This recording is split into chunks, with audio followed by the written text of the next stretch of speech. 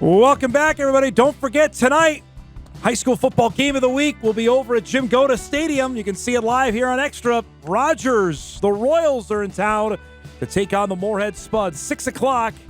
You heard him. Our guy Sammy G will be on the call of that as we kick off the high school football season in Minnesota tonight. Highly anticipated across the river in Moorhead as we welcome back to our show head football coach Kevin Feeney. This is a Fargo South spectacular. We had the Fargo Flash on to start. We had Konzemius on to start. Now we have the legendary former Fargo South head football coach joining us. It's a big day. It's opening night.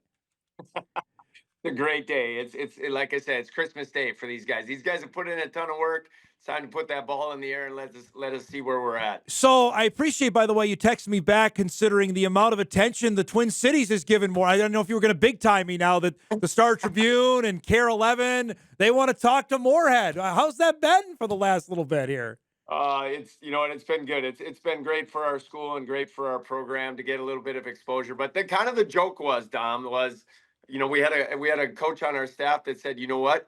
We actually have football seasons prior to this year. And we actually have really cool uniforms. So we have been a real program before. It's a good way to put it there. We've been talking about this, it seems like, for the better part of a year about the anticipate. Now it's here. So tell me just about tonight. This is a team you've seen before, but does it feel, what you think tonight feel different, even for you?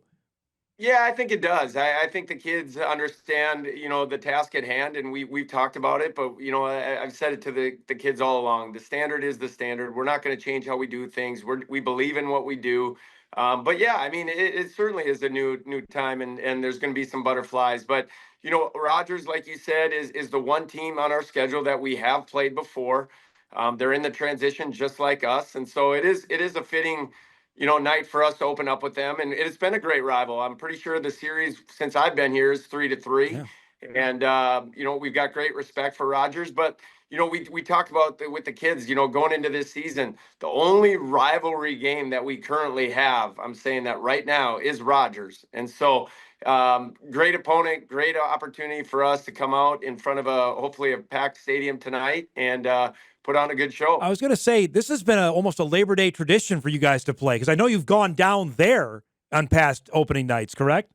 Yes, yeah. And that's traditionally been it. And 6A football, everybody opens up on Thursday night. And the 6 o'clock thing has just kind of been new, but that was a little bit because of us, because we were asking to play teams at 6 o'clock, and then they were asking to play out here, and then it kind of just became, let's try and make this pretty standard across the metro. What do you make about that, by the way? Because all your home games this year are going to be at 6, and obviously for the opponents that are coming up here, was that consideration there, or is that to maybe get more people to come to the game too?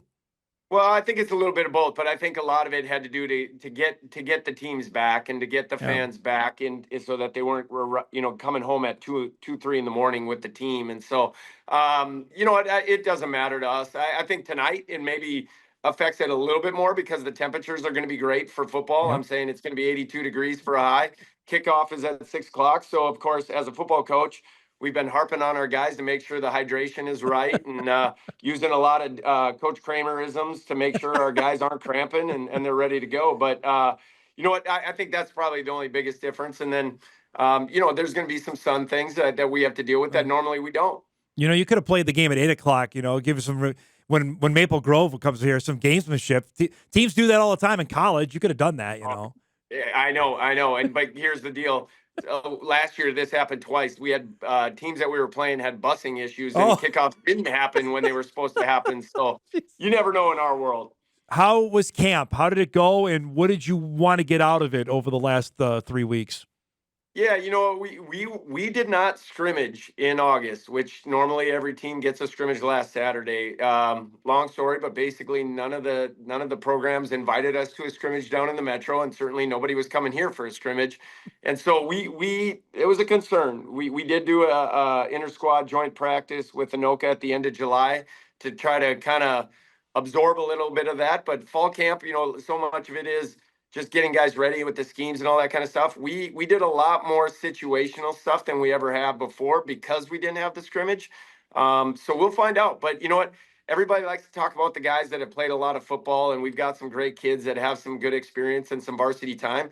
But over half our football team tonight, just like everybody else, is going to get their first taste of varsity football, and you can't replicate that in practice. We aren't going to have 3, 4, 5,000 fans at a practice or anything like that. And so when the opening kickoff happens tonight, it's an opening night. It's high school kids. They're 16, 17 years old.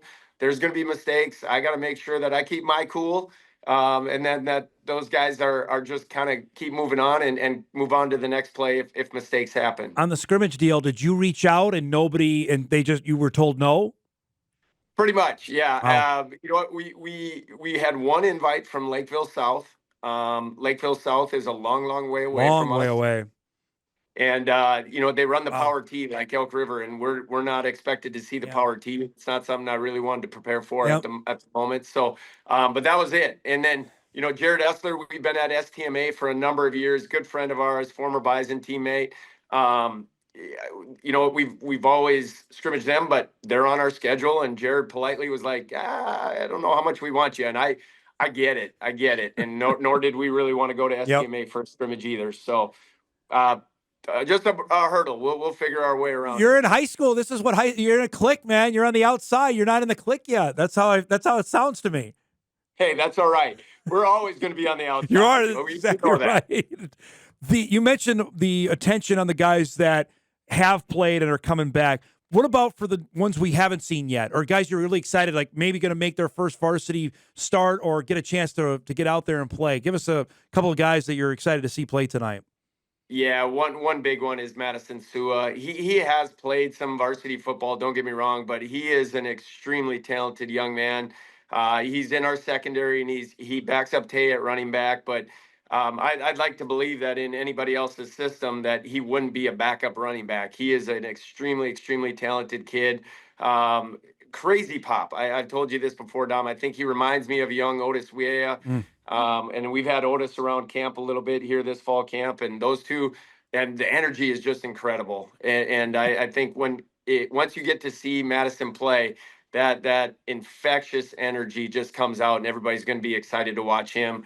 And then we've got a lot of guys, some wide receivers that JJ Dunlap, same thing. He's played a lot of football for us, but he's a senior now. He's committed to MSUM Moorhead to play football, and the guy's like, I call him like a little mighty mouse. I mean, he's about 5'6", 5'7", 140 pounds, maybe dripping wet, but the kid can play. And we just got a handful of those guys, and then our guys up front.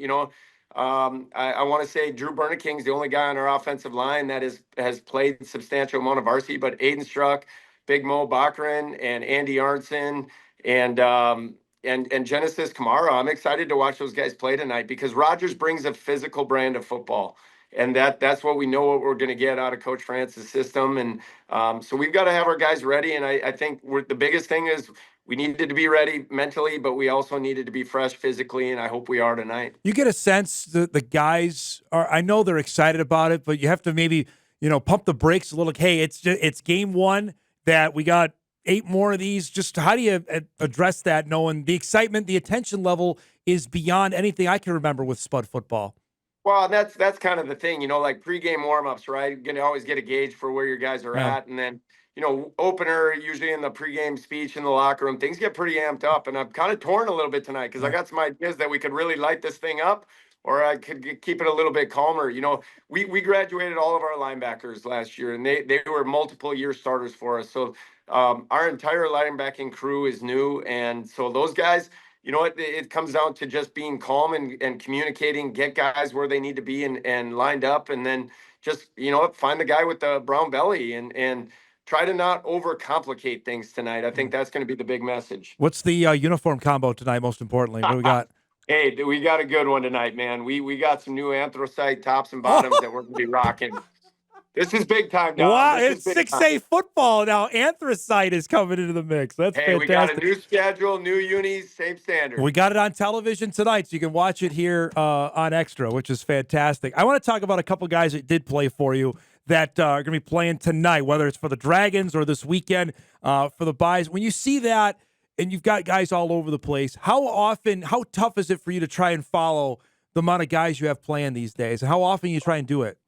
You know what? I try to make sure I touch base with them all. And I know I believe I got to everybody during fall camp Nice. to just see how things were going. And that's really important to me. I can't stress that enough. We want to win a lot of football games here at Moorhead High School, but I always look at the big picture, and I want kids to get an opportunity to experience college football if they can. And, big part of that is in today's world is, there's a lot of challenges for those kids, and I want to make sure that they always know that back here in Moorhead, we're following them, we're watching them, and if they need anything, that we can do that. But yeah, it's been fun. Everybody wants to talk about the big guys, right? Elanius, he shot me a message back here just the other day, and he's getting ready for Colorado State. You know, I had the emotional moment with Austin Schultz when he called me Yeah. and told me that he broke his fibula and he was having surgery, and you know what I mean. So those emotions don't go away, and I just want to make sure those guys know that I support the heck out of them. And here in Moorhead, they've got a big fan base. Austin Altapeter is going to get some run for a guy that's had some challenges health wise, both with you and at NDSU. How excited are you to see him get a chance to potentially get up there and play Saturday? I tell you what, I went to a practice up in North Fargo and got a chance to talk with him a couple times. And the look on his face, he's ready, man. Yeah. He looks phenomenal. I mean, he told me he's 228 pounds. He said he's moving better than he's ever been in his life. I tell you what, when he is healthy and he is ready to play, he's as good a football player as they're going to have. And I know they got a great linebacker crew, but he will find his way on the field, and his name will be called a lot, I think, by you guys. Yeah, that's a name I've kept my eyes on here since he actually was playing for you. Now, old man that I am, 5-6 years ago, and he was lacing up for the Spuds, and it'll be fun to watch. I am interested just knowing what's to come. How much do you think your fans know? They know from hockey, Kev. They know Eden Prairie's good and Wayzata is good and Maple Grove and that. How much they know how good they are in football? Is that something that you've educated, or do you think they're well aware of that before the season gets going? Well, I think all you got to do is get on the recruiting Yeah. stuff, because you know what, Maple Grove, I think, had 7 Division I football players on their roster last year, and it's not going to be that much different this year. And Wayzata's got a defensive end that's a top 100 kid in the country. So I mean, like every week, I think it's going to be fun to just prepare for these guys and try to find a way. You don't stop those guys. You just got to find a way to manipulate it a little bit and try to find a way to be successful. But I think the biggest thing is the brand of football, and I've said this out loud, we've got a handful of teams on our schedule that I think would win state championships in multiple states in our region. I mean, they're that good and they're that talented. And the big challenge for us is just making sure that we get kids prepared and our kids are playing confident and they're healthy. And we've got to find a way to keep building depth. And I think that's a big picture tonight is no matter if the score is tight at halftime, we've got to stick to our plan and play a lot of guys, because hey, it's not just about week 1. It's the long game, right? I mean, we've got to get to week 7, 8, 9, 10, and 11, 12. And we got to find a way to keep guys healthy and keep them on the field and get experience. All right, I'm going to put you on the spot here because I failed to do this when you were in studio about a month ago, but we're near the 20-year anniversary of your 2006 Fargo South team. Can you give me a great story about that team maybe we don't know? Like one thing that happened during that year? The one that sticks out to me one of the most, right? We knew we had a great football team coming back, and it's fall camp. And I don't know if you remember, we had a gentleman that followed us the entire season that wrote a book, you know what I mean? And fall camp, it was getting towards the end, and I just felt like we needed a little bit of an edge, right? I mean, things were just getting a little monotonous. We needed an edge. We were going to do this massive circuit training, build mental toughness at the end of fall camp, right? And I had all this stuff set to go. And then a huge lightning storm happens right at the end of fall. Like I'm talking at the end of practice, and the trainer's like, "We got to do this," and they're all like, "Oh, we're not going to do it." I'm like, "No, we're moving it inside." And we went in the old Bruin gym, and I'm not lying to you, like the stickiness, I'll never forget it, because you put 100+ guys, and I'm talking, we busted it on these guys, and I think they'll tell you that was the hardest day of that entire season, and it happened in a gym, not out on the football field, because we couldn't be out there because of some lightning. Wow. But I'll never forget it. And the gentleman that was writing the book, he was like, "Oh my gosh, I didn't know that stuff still existed." And but that football team, physically and mentally, was a phenomenal football team, and I still get to keep in touch with those guys too. And unfortunately, sometimes it's at some not fun events, but It's been fun to see that some of those guys and follow them. I can't believe how old they are. I just, in my mind, they're forever that 16, Yeah. 17, 18-year-old. And now I'll see them and they'll have like a couple of them have kids at our football camp, Dom, in Wow. the summers. And I'm Holy just like, cow. oh my gosh, you have a fourth grader already? That's wild. But yeah, no, That's good stuff. that's great times. It got you in trouble. Who's the most talented on that team? Who's the most talented guy? Gosh, that was so good. I tell you what, the O-linemen never get enough credit. Yeah. Austin Richards I knew was you were going about, to say, I was going to go with that. Austin Richard would be my pick. I mean, Yep. I could go down the line, Yep. but Austin Richards, man, he was a special football player, and he played, and I say this all the time on your show, Dom, the most lovable term I can give him. He's one of the nastiest players I've ever been around. Yep. It's great to see you, bud. Thanks so much for doing this on game day. Good luck tonight. We'll be over there, and we'll talk to you soon, okay? Hey, thanks for having us on, man. Good to see you, bud. There he goes, Kevin Feeney, head coach of the Moorhead Spuds. Opener tonight. You'll see it here on WDAY Extra 6 o'clock as they take on the Rogers Royals. We'll take our final break. We come back. We'll wrap things up, get you ready for a busy, and I mean busy, Sports Thursday. I'm Mike Raps after this.